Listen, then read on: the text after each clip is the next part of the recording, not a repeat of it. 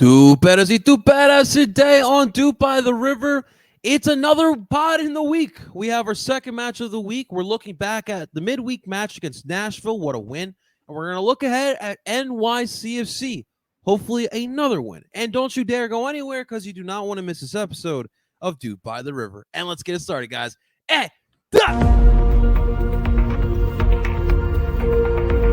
Doop by the River doesn't do anything well. There is not one. I'm sorry. There was no creativity. As a Union fan, I'd take that all day. Another DP. We need to go get Mario Balotelli. And that is right. Welcome, everyone, to Doop by the River, the show where we follow everything Philadelphia Union. And, of course, we are brought to you by Philly Sports Network. Before we dive into today's episode of Doop by the River, we want to welcome everyone in, whether you're watching live on El Partido Philly's YouTube channel. If you're watching live on our Twitter account, thank you so much for tuning on in. Make sure you guys follow there as well. And then, of course, you can find us wherever you stream podcasts as well. Find us under Doop by the River Podcast. Ladies and gentlemen, join me today with my expert in duping. Welcome on in, Justin, President Red Card Industries Friedberg. Justin, my man, how are we feeling? Did you get some sleep last night, brother? Not really. I did not. I missed most of the game because I was running a D&D one shot over in Mount Holly, and by the time I got back, it was already 2-0.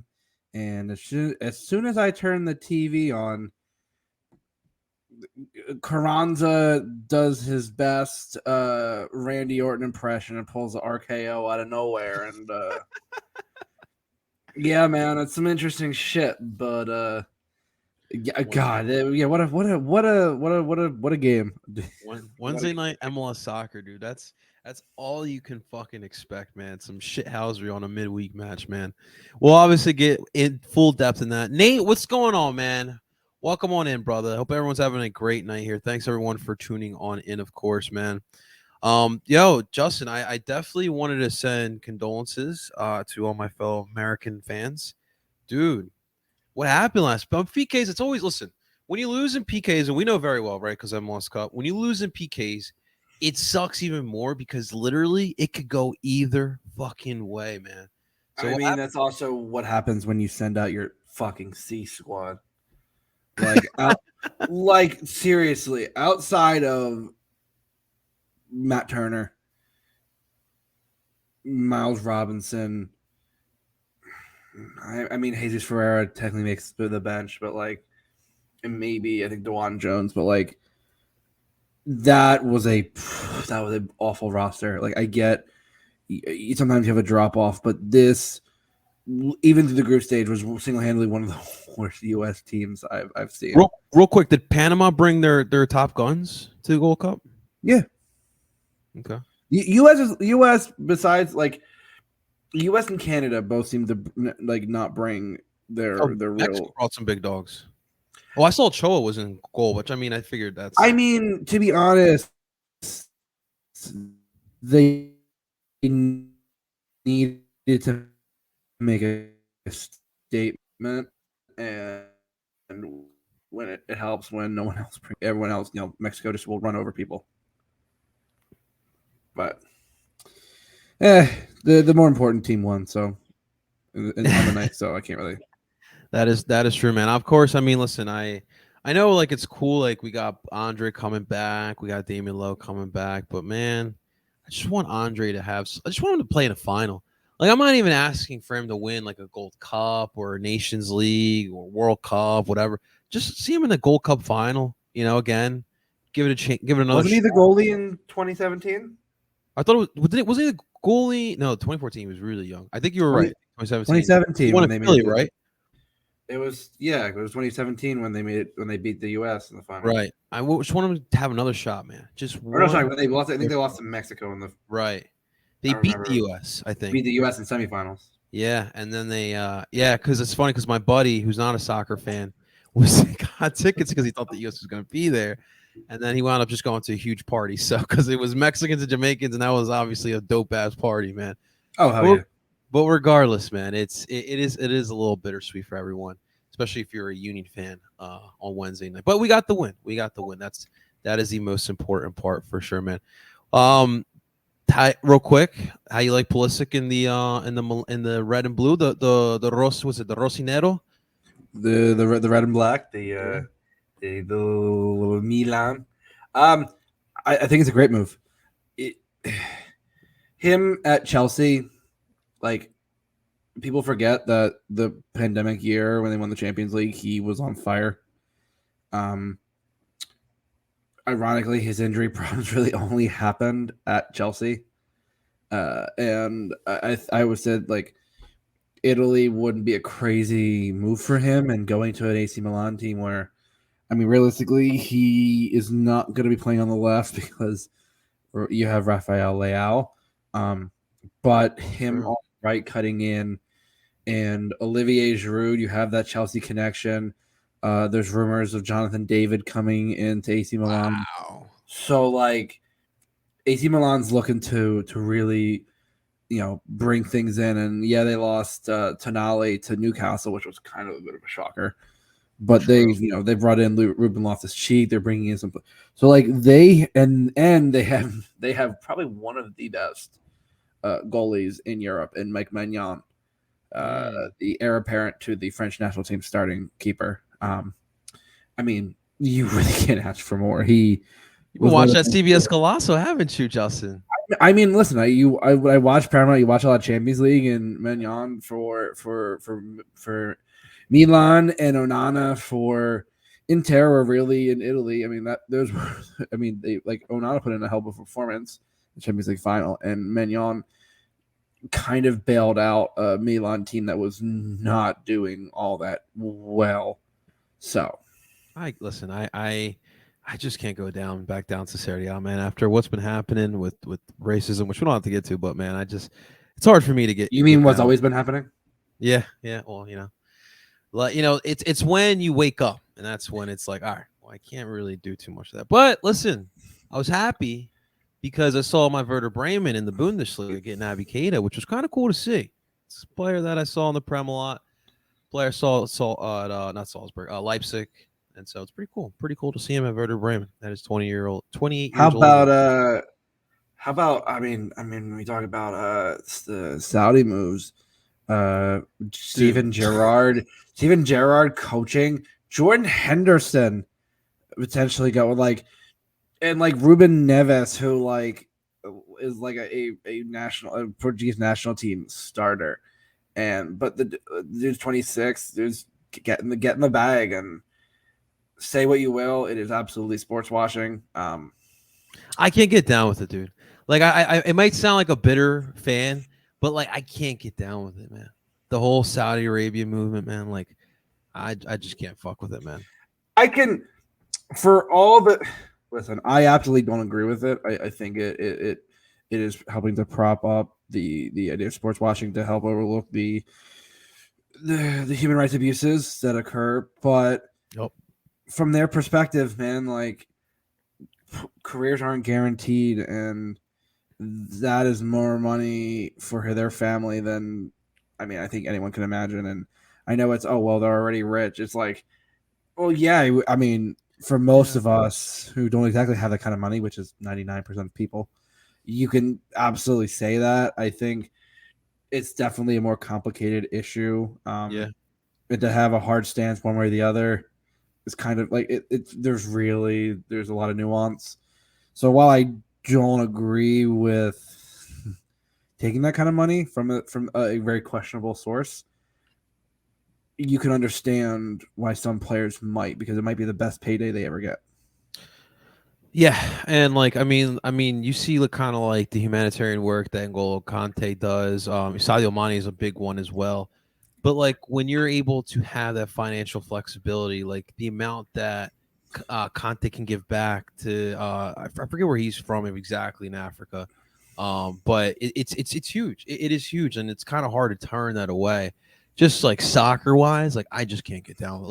You'll never see me watch Al Hilal. But on a more positive note regarding the region, I don't know if you've noticed, but a lot of dual nationals players that could be eligible for African nations, but have chosen France, Netherlands, England, one way or Right. another, are making their way back to their home, their parents' home countries That's good, man. and doing a lot. I know Mbappe was seen recently in, I believe it was a Cameroon. Right. Did see that. Bukayo Saka, I believe, was in Nigeria. Memphis Depay posted a photo. So despite all the sports washing, I think you are seeing a number of players who are kind of reconnecting with their roots. That is good, man. And I think that is something they could be commended for. Yeah, but do you imagine like some of these African nations, if they actually had their players, that they did choose to play? Oh, like, it's It's kind of crazy. like how if you took away some of the best starters from the French national team and put them back to the countries that they like, there is that kind of understanding that, like, I just think sometimes with some of the bigger countries, it's just such an appeal. Yeah, especially those major like France, England, Germany. Like you kind of do understand. Yeah, like if you're good enough to be that starter, like, then why wouldn't you really have a better shot at winning a World Cup? And proven likewise as France hoisted the trophy. Was 8? We were now at 5 years ago. Wow, it's been that long. Shit, fuck. But that's where we're at here. But Justin, let's get to our matchup here from the midweek here. Of course, Union versus Nashville in Nashville at Geodis Park. Of course, this big storyline here was, listen, the Union needed a result. If they were trying to avoid their first 3-game losing streak for the first time since 2018. And so that was on the line here on Wednesday night. Lineup, a little bit of changes. Jim alluded to some rotation in the presser beforehand. Joe Bendick back on goal. Of course, Kai Wagner, Jack Elliott, Jaco Glesnes, Nathan Harrell as your back line. Leon Flock at the left. Jesus Bueno at the 6. Ali Bedoya at the right. Daniel Gazek at the tip of the diamond. Quinn Sullivan and Juli Carranza at the top. Not too much action in the beginning of the match. A couple opportunities. Union with the better of the opportunities. But throughout the night, there was a constant trend for Nashville. I don't know what was in their boots, but everything was sailing over the post for Nashville. Union would strike first. Daniel LOVITZ. Union fans, you should all be sending thank you notes to Daniel LOVITZ tonight. Daniel LOVITZ. Local boy Daniel LOVITZ, unfortunately. Look at that. That's why we got Justin, man. We got a local. That's why he helped us out there, Justin. First yellow card, 40th minute. He off of a free kick. Daniel Gazek driving to the net. LOVITZ from behind gives him a little of that love tap, and that is going to draw the PK, Mr. LOVITZ. And so Daniel Gazek would convert for his 7th PK goal of the season. And then, of course, in the 84th minute, you had Daniel LOVITZ again with a penalty, this time going right for the legs of Urre in the box. Yes, Mr. LOVITZ, it's going to be a PK opportunity, another yellow card, which means a red card, which also means he'll be suspended next week, which we don't really care. But another opportunity for Gazek. He nails in his 8th PK. And then we get, first off, 6 minutes of injury time in the end of the first half. And then try 14 minutes of injury time in the second half. And that was just enough time for all shit to go loose. All right, you had a little bit of the scrum. The Union had a little bit of a transition opportunity. Shaq Moore, with 99 minutes of soccer pledge, said, "Fuck that! I'm not running. I'm not running after you, Carranza." Grabs him, a little bit of extracurricular activity, a little spinorama, and then a little bit of a brawl ensues. And Sergi, the ref, didn't even know what to do, so he decides to give out red cards to you. You get a red card. You get a red card. And after 115 minutes, 16 minutes of play, that would do it. The Union would win 2-0. A humongous victory, first off, here for the Philadelphia Union. But, Justin, it's a good win. To get 3 points at Geodis Park, we're not going to take that away. But I can't help but think that the Union were lucky. All right. Nashville shot themselves in the foot time and time after again. And you give kudos to the Union because they capitalized on it, man. What'd you feel about this crazy ass match, dude?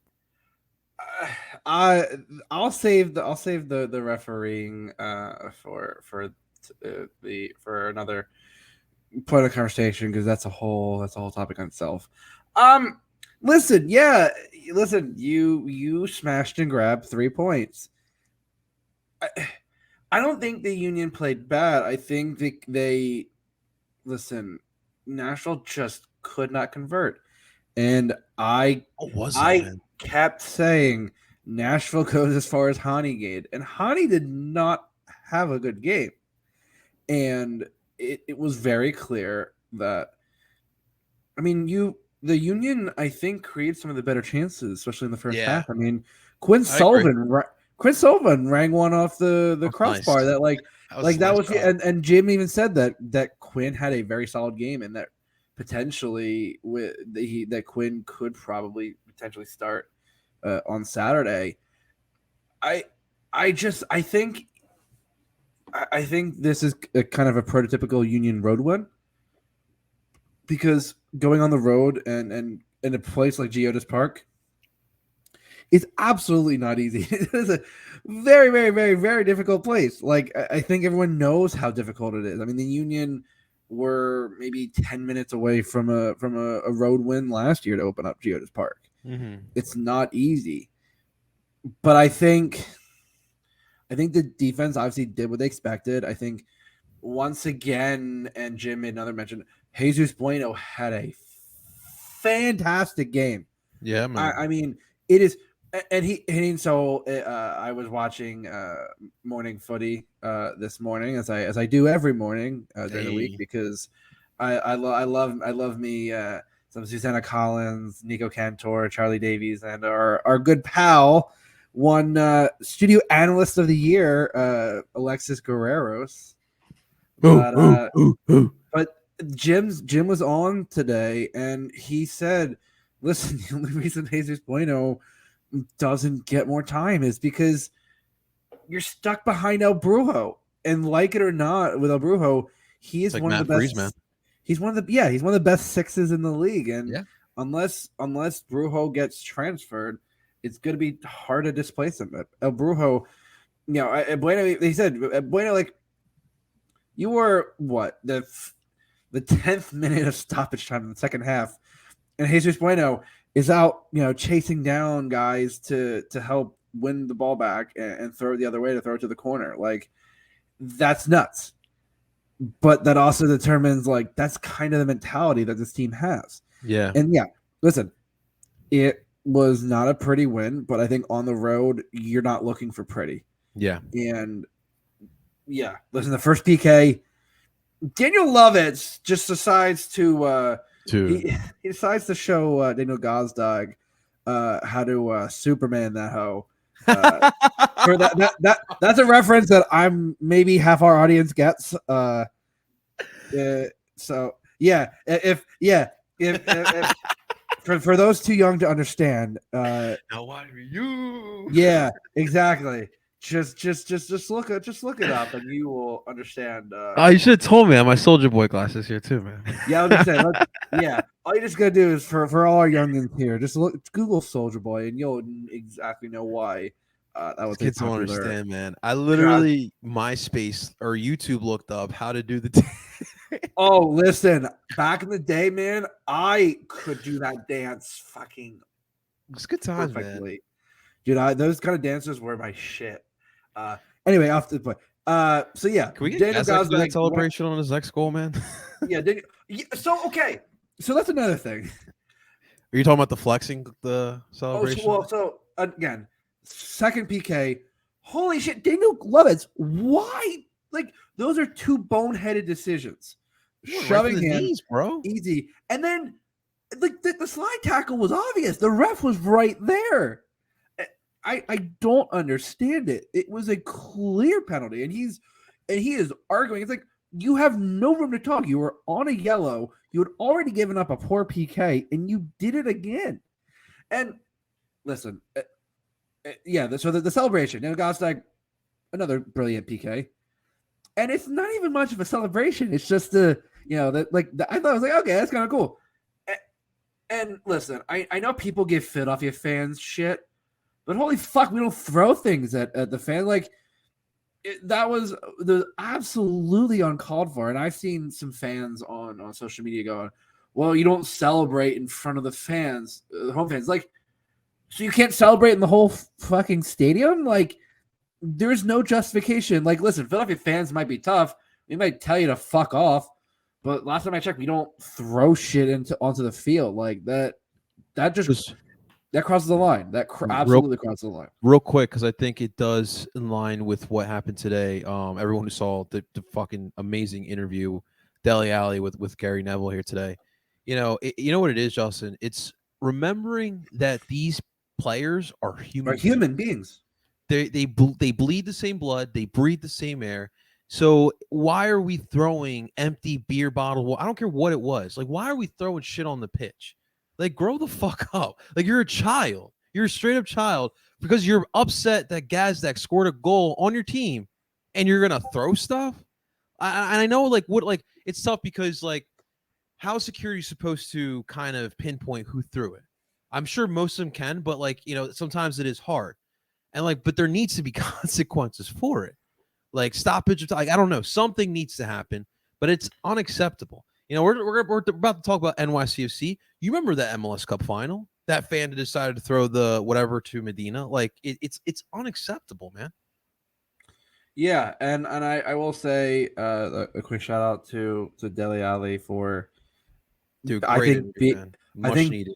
one of the most open I've ever seen a professional soccer player be about the honest truth about mental health in sports. And I, as someone who absolutely preaches, positive mental health and being open and honest about their mental health struggles, it was obviously horrible what happened. I mean, I can imagine growing up how he did, but for him to be honest and tell his truths and say at one point that he nearly retired at 24 because he had to go to rehab for an addiction to sleeping pills. Yeah. I think that just tells you how much he's been through and how much he wants to essentially help people kind of understand that point. And so that is appreciated. But yeah, to the point, I just don't understand throwing shit at players. What are you serving? Like, what purpose does that serve? Absolutely, man. Completely agree with you. These are human beings, guys. Real quick, Gazdak, he elevated himself into the Union record books, second place all time, as far as goal scoring goes in Union history. Dude, he's cementing himself in this club, and we're like almost two full seasons in because remember he came in the middle of 21. This is his second full season, yeah. So, dude, we're barely at 2 years. This dude's cementing himself in Union history, bro. Yeah, I think when we're gonna look back at it, I think we're in the middle of watching the best attacking midfielder to play for the Union, and I think in terms of watching the best striker for the Union in Julian Carranza, I think we're gonna look at this front three and genuinely not believe the numbers that they're putting up. Like,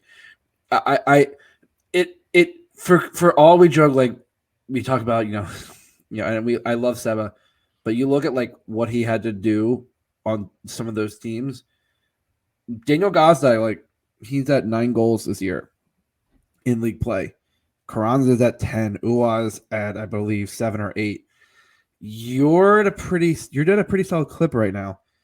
And for people who are saying Gazda isn't having a good year, or at one point I've heard at various times that all the front three are not having good years, and yet they're all at this point top 5 in goal scoring. It's nuts. Yeah. And I also think it shows that the Union are quietly. I mean, listen, they're in 4th place now. They are within spitting distance of second. They are quietly keeping themselves in perfect contention for a home playoff game. And I think this Leagues Cup break, if they can kind of go into it as they've been, I think winning on the road is a great, in Nashville is a great thing before the break. If they can get another solid result at home, I think that sets them up nicely for that month-long Leagues Cup break. Yeah, man. It was. I think the most important part about Wednesday was getting results, but like you needed to snap out of that because those 2 bad losses, against Atlanta and against LA. And so to snap out of it, get a big one against Nashville, I think it's going to push them through to what's going to happen this upcoming Saturday. So we're going to talk about that here, guys. So we're going to move forward to our matchup here against NYCFC. Listen, we all know what it is when it comes to NYCFC. So this week, or today, I should say, to help us look at our matchup against NYCFC, we got a new guest, 2 new guests here to the DOOP by the River podcast. This is the City Boys show. It's a podcast talking about NYCFC, 2 brothers, Daniel and Javier Gutierrez. So without further ado, please welcome on in the Gutierrez brothers, Daniel and Javier. What is going on, What is NYCFC going City Boys? on, guys? What's How you happening? guys doing? Not much, man. We're happy to have you guys on here. It's the first time for you guys, and we welcome on in. We'll give you the formal welcome. Oh, thanks for having us, man. We were just listening to your podcast right beforehand, see what we were getting ourselves into, and we were thinking, wow, these guys sound way smarter than us. Good thing you brought us in. Because we're only here for the vibes, man. We barely know what a soccer ball is. That's what we're all about here. We love it. We absolutely love it. Well, thank you so much for coming in, guys. You know, obviously first time here. So kind of tell us a little bit about the NYCFC City Boys and a little bit about both of you. You know what? We actually have to thank Philadelphia Union for the City Boys podcast to exist. Oh, yes. We were coming home from the Philly game 2 years ago. When we actually won the game. Yeah, we took the road trip during the COVID game. Or regular season? Playoffs. Yeah, playoffs, the COVID game. Okay. You guys had street vendors playing the game. Yeah, man. And we were just so hyped after that win that we were heading home. And we were like, I want to hear it on ESPN right now. You know, the vibes, the scenery, and there was nothing we could listen to. And so it was just us ranting for an hour and a half on the way home. And we're like, we need a podcast so then we can talk about it right afterwards. So really, that's where this podcast came from. Was that's right after that game. That's where it all started. And we're the 20th NYCFC podcast out there now. So we're just adding to the long list of NYCFC podcasts. It's funny because you say it because Justin and I were talking beforehand, and we're like, we got another NYC. This is like out of all the MLS clubs, we've never had this many pods from a single club like NYCFC, which is dope because it means soccer is growing in that market and people want it because obviously you guys are making podcasts. So that's kudos to you guys in that fan base, man. Yeah, and you know, we have 37 teams, so might as well have 37 podcasts. It kind of evens out. Wait till we get to 50, man. We're gonna have 100 podcasts out. It's gonna be crazy. It's gonna be crazy. All right, so guys, let's talk a little bit about NYCFC. Obviously, we got the win earlier in the year. This time around, it will be in Chester, so things will change. But obviously, for NYCFC, it does kind of feel like I don't know, like a transition period, or I mean, obviously, there's not really such thing as rebuilding in the MLS. But obviously, lot younger, a lot of pieces depart over the offseason, and you guys have been the drawing kings this year. So kind of tell us about NYC leading up to this point. Yeah, bringing up the drawing king, we've actually broke a record for the team. 11 draws. That's the most we've had. And we're not even done with the season. So we're looking to keep breaking history. I would say y'all going to break the record. Was it 17, I think? Oh, yes, it's 17. I think 18, Chicago. 18, we looked it up. Chicago Fire and someone else retired for 18, I believe. 18. Didn't Nashville had like a bunch in 21 or something? Yeah, that was the year that they came to Philly. That was the PK. Yeah, they were like notorious for just drawing every game.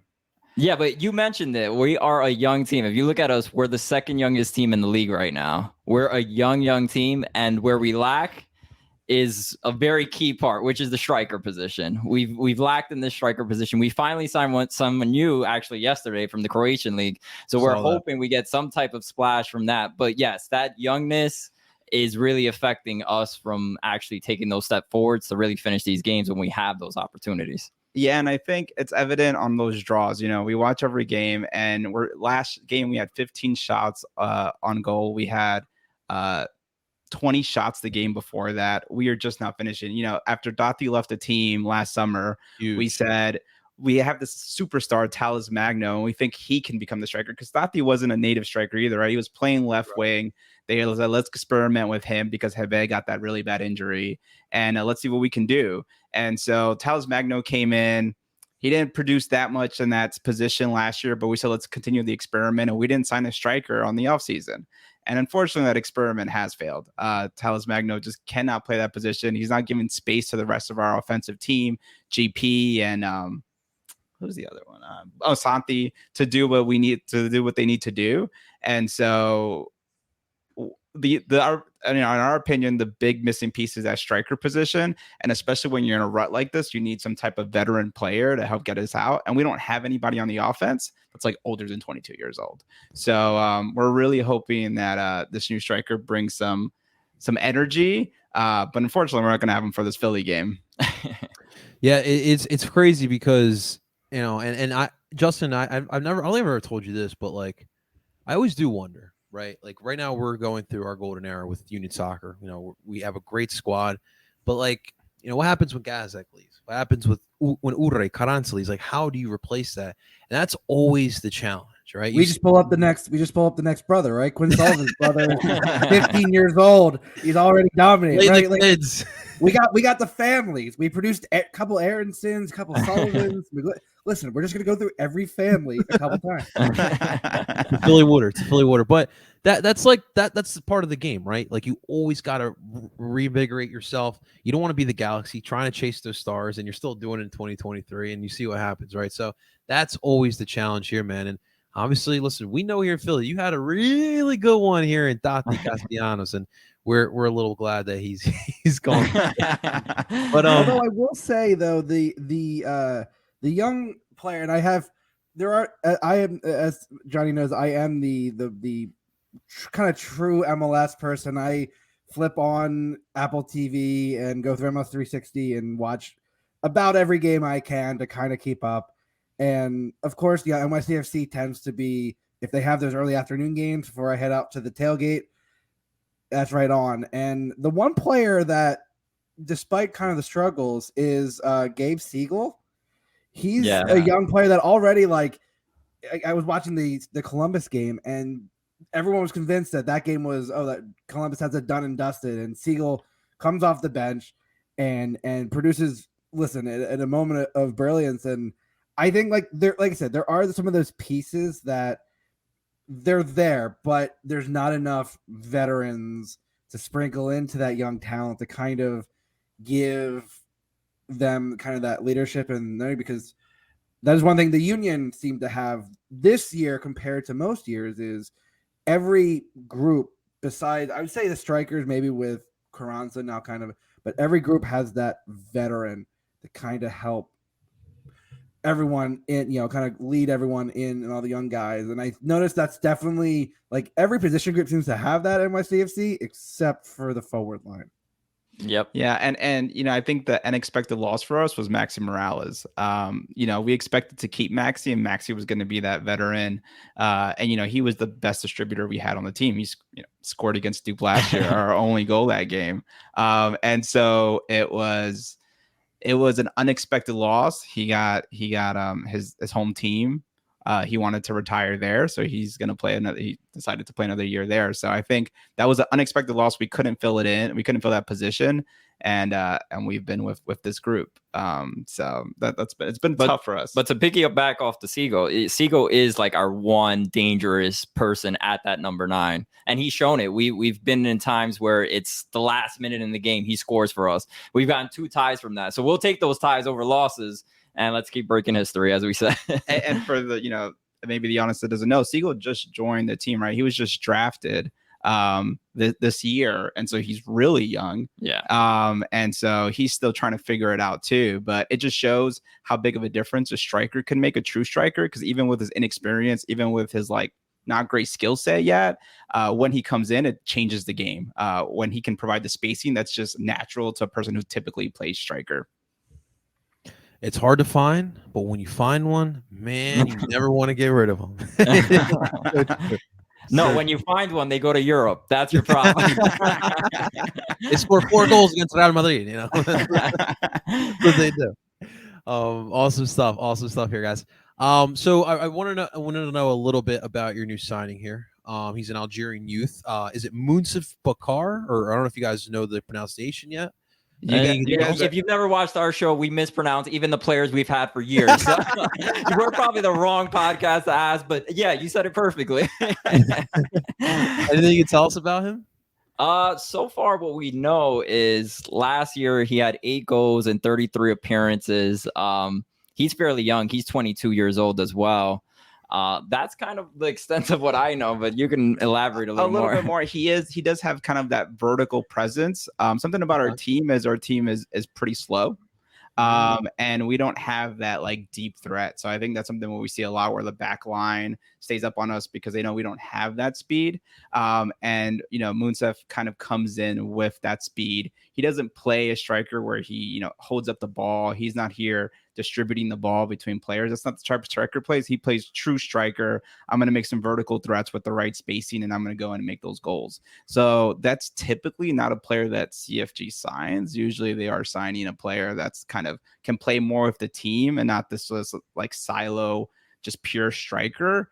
But that's clearly what we're missing right now. Exactly. It's just clearly like our missing hole, and it's like, screw it, let's do it. And so hopefully, although he's young, can really bring that to the team, and then we can have a much better season after the break. I hear he might be a better signing than Messi. Just saying. I mean, listen, Messi might not even be the best Argentinian in that's played for Miami at some point. You can take Miami for that $500,000 top 5 goal scoring striker. And I think Messi has 0 goals in the Croatian league. Oh, so I mean that's definitely it. Better. Have you guys have a lot of your New York friends coming up to you who don't watch soccer, saying like, "Oh, Messi, MLS"? Yeah, for sure. It's like now I go to a bar and they're like, "Oh yeah, Messi," and it's like, "Yeah, now you're finally talking about the league. I've been trying to tell you about this league for like 4 years now." We call it Messi League Soccer now, because that's what it's become. When do we get Messi allocation money? And Yes, so is that what Apple TV is providing here? Like, what do we talk about here? Did you see those guys try to build that new bleachers in Miami Stadium? It looks terrible. They added this addition, and it looks so bootleg right now. It sounds like Miami. I don't listen. I mean, we've all seen Miami crowds over the past couple of years. I mean, it's been dead. Yeah, are they ready for this? What's about to happen? Miami, it's the crazy. city, yes. The team, no, not even the slightest. Do you guys still have a game against Miami?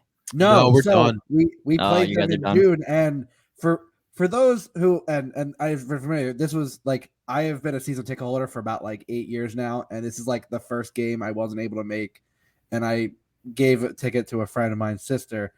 But people were selling their tickets, dude. Like people, a friend of mine listed his for $150. I saw 165 in supporters group. Bought it. Like people bought it thinking Messi was going to be there, not realizing that the window doesn't open until July, and that Messi was not going to play till at least late July. It was like, man, listen, it's not even like officially confirmed. Like all this talks, and he hasn't reported. He may not have even signed the contract yet. It's like. For the next sake, just announced it, and then they're teasing Sunday, the huge announcement. It's like announce Messi for the love of God. They got Bad Bunny? Are you kidding me? I was so pissed. Bad Bunny, Shakira. Bad Bunny's actually performing. There were talks. Case, I'm gonna be pissed. All right. I watch more than footy every morning, and Felipe Cardenas was saying he's gonna be there. He was hearing Bad Bunny and possibly Shakira, and I'm like, listen, if Bad Bunny and Shakira are showing up, I'll Bad watch Bunny's that a big Messi guy, from my understanding, so that would make sense. Definitely makes some sense. And actually, the day that they announced the Messi game, or Messi coming to MLS, the next home game we had like record attendance. I'm like, who did they think Messi was just going to show up? I don't think they know what team Messi's playing for. The casual fan, they're just Messi's just going to drop down right onto the pitcher's mound. That was how it's going to be. But unfortunately, we all love our individual MLS clubs. Like, we don't care who plays for them. Yeah. But it just shows you what this actually does for the league. Because the same thing happened in 2007. I honestly don't think that if Beckham were to come here, I wouldn't have that accessibility as a kid to watch the league to make me fall in love with it. And so that's what having these type of players does. And has its perks. It definitely has its negatives, but it's definitely going to help the popularity because we're all probably like the main soccer guy in our friends group, and people are hitting us up for soccer news. It's like, look at us now. Our podcasters are gonna blow up next The year. funny thing is, people were coming to me before the Messi news. Well, when it was just rumors, I'm like, Messi's not coming here. Don't worry about that, man. And then he comes. Well, I thought he was going to go to City and play with Pep before the PSG. Yeah, that's what I thought too. And then come to NYCFC. But I mean, that would have been ideal. We would have. Now we got rumors that Neymar might be coming, but that's probably false too. So we'll see what happens. Listen, I think the running joke that I've been saying to my friends who aren't really MLS supporters, but they are soccer fans, I'm like, they're like, oh yeah, Messi's coming to MLS. It must be great. I said, yeah, just wait till the center back, the reserve center back who was drafted out of Wake Forest, who's making $80,000 a year, comes in with a 2-foot tackle on Messi. Like the dude's trying to make a name for himself. I'm like, yeah, that's gonna be the moment that Messi's gonna be like, oh, what the hell did I get myself into here? well, let me ask you guys something. Like, I guess you guys would be like middle of the pack in spending, right? Over in NYCFC. Yeah, we were like in the middle of the pack when the budget came out. So obviously, look, the City Group has money, right? Would For you sure. guys want them to spend more money? Yeah, I think there's been a lot of complaints that the City That's Group. big. There was actually something that came out where basically CFG was like, you guys just have to deal with it. We're not going to spend more than we actually have to. Yeah, and I think the thing is that we feel that they've prioritized some of the other teams because they think it might generate more revenue. Dude, And I mean, sorry. No, I was gonna say New York is a bigger market than Manchester. I mean, like, listen, I know Manchester City's Manchester City, but like to not like focus on NYC, that's crazy to me, man. I know, and I mean, we talked about like we lost Callens, which was huge for our team. You know, I know Thoppy wanted to go, but Callens was also just as big, and to see him go to Girona hurt us. And I think something that we've heard from the grapevine of being inside the NYCFC world is that CFG finds the MLS salary cap a bit, kind of like handcuffs. And so it's like, all right, if we can't go and just fix our problems of money, let's just deal with it on with other teams where we can. And then it kind of grows our fan base faster. So it's a little interesting. I think there's going to be a lot of changes to the salary cap after this Messi signing. We'll see what happens. But I think we have this conversation a lot. And I think the salary cap helps bring parity. And you don't have New York and LA just spending billions of dollars, and then you only have two teams that care. You know what I mean? So I actually appreciate the salary cap here in the States. For sure. Because I mean, no one wants to see like example like LAFC winning the cup every single freaking season. Like, yeah, exactly. I got a question for you guys because I've always been interested here. Yeah, who does Philly? Is it your biggest? Sometimes we have this conversation like, is our biggest rival really the Red Bulls or is it Philadelphia Union? And I'm wondering, like, what do you guys? Who is Philly's biggest rival? I'll let Justin take this one. So, I've kind of been in the fan space for a while. I think at this point, I don't know if we necessarily feel like we have a true rival. Like, there's intense games, but I think at this point it's also more fun watching, like, especially when it's a Red Bull matchup and they make it known to you if you didn't even ask for it that we're not their rival. But when we beat them, it's it's nice to not beat a rival. And so I think that's kind of the mindset that Philly fans have felt. Like every team around the area has kind of been like, oh, well, we have this club to be our rival. We have this club to be our rival. So we're like, cool, no one really likes us anyway. Fine. I guess it's like we have teams that we don't like, but I think in terms of a true rival, at least to me, I don't know if we really have one per se, but I think I think I'm also of the mindset too where, as I always say to people, for 90 minutes during the game, I will kindly tell you to fuck off. But before and after the game, hey, you want to have a beer? You want to like I love tailgating with away fans all the time. I think it's personally one of my I was in Atlanta last week, and it's so much fun tailgating with all of their supporters group. And I think that's kind of in this country like what I hope to see how the sport grow.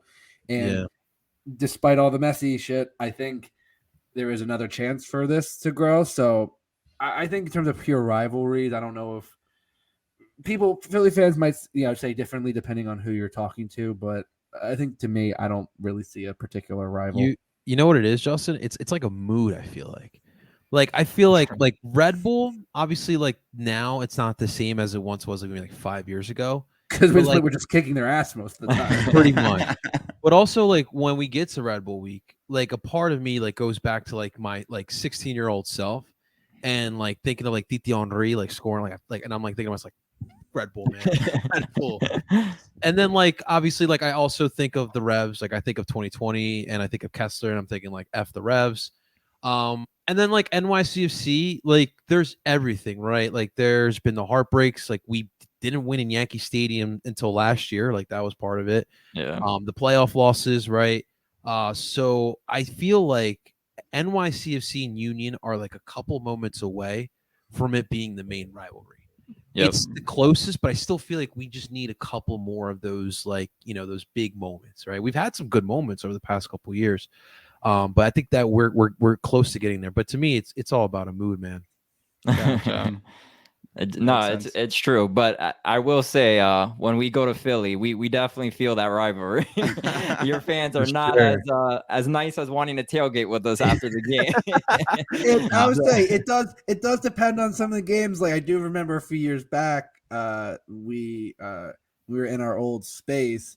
We were setting up the tailgate, and some NYCFC fans came over, and we were giving them the side eye, and they pulled out some. I think one of them worked for Hudson Distillery. He pulled out some bourbon, and I'm like, yes. I'm like, oh, okay, all right, we're cool. Like, listen, you ingratiate yourself with some fine liqueur, yeah, sure.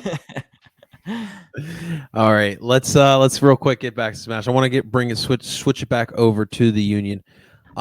Justin, like coming off of Nashville's win, going back home right before Leagues Cup, getting Andre and Damian Lowe back, like everything is setting up for just an all-out party on Saturday.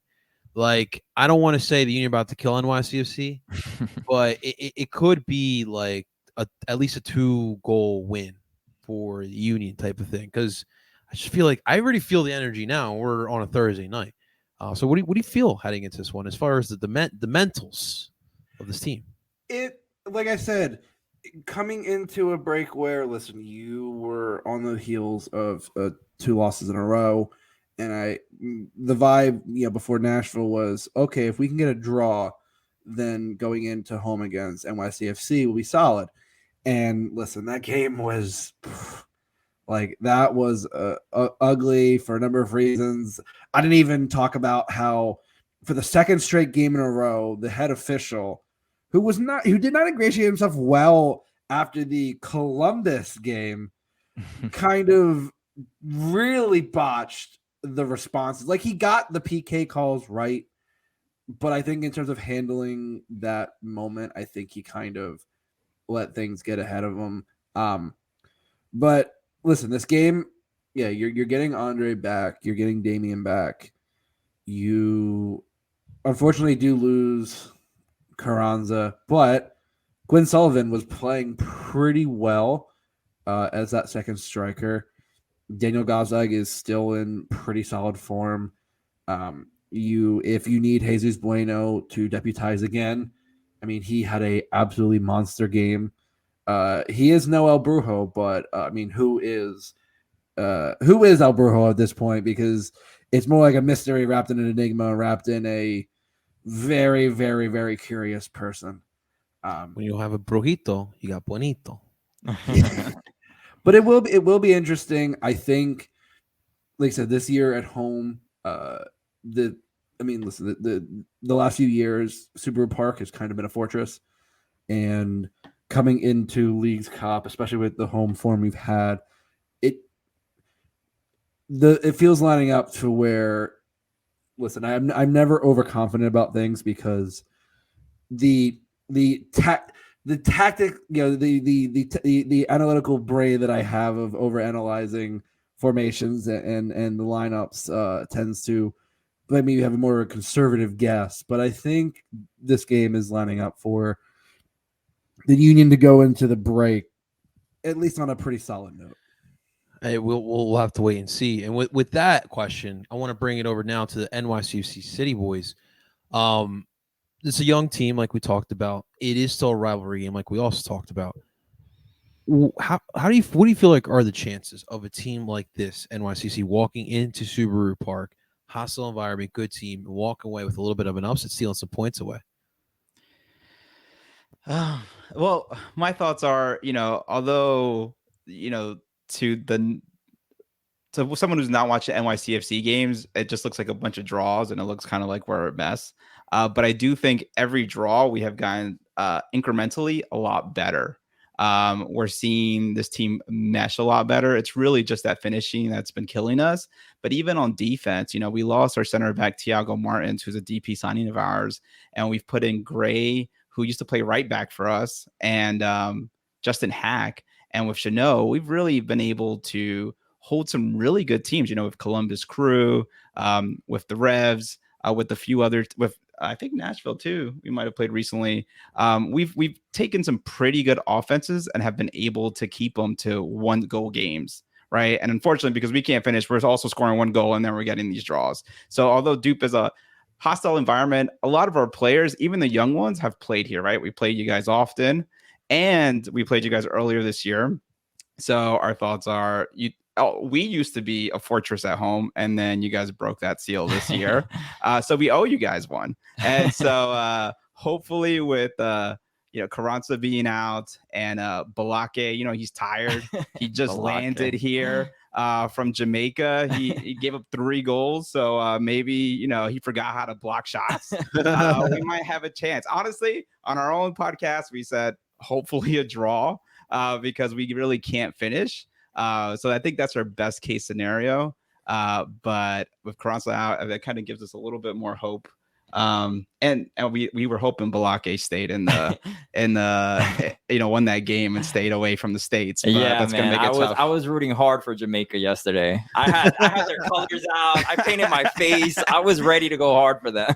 Listen, as a Union fan, it was like the way Joe Bendick's been playing. We're like, Andre, please come back. Like, please come back. It's not worth it. It's not worth it. He kept Nashville to 0 yesterday. I would think he played pretty well. It also helps when Teal Bunbury skies 50 shots over the net. What I'm kind of thinking is, Barassa has been our starter, but maybe they'll bring Freese in. Maybe Freese feels like he has a little bit of revenge. You guys are doing our boy Matty Ice a little dirty down. I thought he had a pretty solid shot to take over from Sean John. Elijah's giving a good old Philadelphia hello. The problem is, we got problems with you, Elijah. I think, did we lose you guys? Now, we're back? You guys got us? Yeah, we got you. Okay, cool. There we go. What were we saying? I lost my train of thought here now. Real quick here, I guess this question is for Justin here. How are you guys going to deal with one of your players not playing on Saturday after what was a game that the refs lost complete control? I'm assuming he's talking about Carranza. Yeah. Listen, I think, and for sure. My friend, some of my friends in Columbus were very eager to warn me about the Ukrainian referees tendency, and as Jim learned, for getting a yellow card for saying fuck. I don't know what the context was, but he says that he insists that word is said all the time, and at this point Jim is not exactly known to be a fiery person, so it was surprising. I think losing Carranza, like in most cases, I would be worried, but I mean, listen, Quinn Sullivan played really well, kind of giving Mikel Ua a bit of a rest. And I think Quinn is one of those players, kind of like Jesus Bueno, where the only reason he's not playing is because when you have a striker combination of Carranza and Ua, who last year were the highest scoring between those two and Gazdag were the highest scoring attacking trio in the league. I think it's kind of hard to displace that kind of a player. But as the Union have always kind of had, and especially their young players, it's next man up. And listen, everyone's fighting for their spots, and I think you might see a hungry Quinn Sullivan. So it always does worry me when Carranza is out, and at this point he is kind of become notorious for, at least this point, a couple times a season getting a red card, which it feels surprising. That wasn't really on the initial scouting report when we got him from Miami. But I think that is something that the Union, as a team, they're kind of more of a scoring by committee, despite having a solid front three. Absolutely, man. Absolutely. All right, let's get to some lineups and some predictions here, gentlemen. All right, let's start off with what could look like as the NYCFC lineup prediction. What do you got for us, boys? So we actually do this on our show? Pull Yeah, up our lineup so right then now. what we're going to do is we got Matt, originally we had Barasa, but now that I've been talking about it, we're going to have Matt Freese out there. And then the back line's going to be Chanot, Gray, and we actually, James Sands coming back from U.S. men's national team as There you well. go. So that could be a huge get back. I know Cushing always, Cushing's like, I don't give a shit. Get back in the game. We need you. He will put him to the max amount of minutes if he has to. that's true. Although he's played 240 minutes in the World Cup. So I don't know if we were going to get time, but let's be hopeful. So we're going to, but in the back three, it'll still be, I still think, Justin Hack, Chanot, and Gray. And then, we've been playing a 3-4-3. On the 4, we're going to have Kufre, Keaton Parks. I'm going to say Jimmy Sands because he's 23, whatever, he can play. I don't care if he just got off the plane. And on the right, we'll have Micha Olenek, and then we can't even pronounce our own players' names. And then we'll have Santi on the left, Sally Talis Magno, a striker, and on the right, GP. He just ruffled some NYCFC fans. if you don't know, Talis Magno is like right now on the hot seat. People are livid with him because they want him to be performing better, and he's not. So Talis Magno at the 9. But it's a hostile environment. To put Jason Siegel on that, I think is unfair. Siegel. Sorry, I always say that. Gabe Siegel in the striker position, I think, would be doing him dirty in Philly. Okay. All right. Well, Justin, what do we anticipate here on Saturday for us? Is it the return of the 3 in the back? You know me. Listen, I have I've been clamoring for many seasons for the back 3. I don't think though against NYCFC. I think at home, I think the back 4 will stay. I think Andre will come back in net, as I always say. Write it in with a permanent marker. 3-time goalie of the year, and a guy who you don't need a goalie that good, but damn, does it feel nice to have that kind of a rock in the back.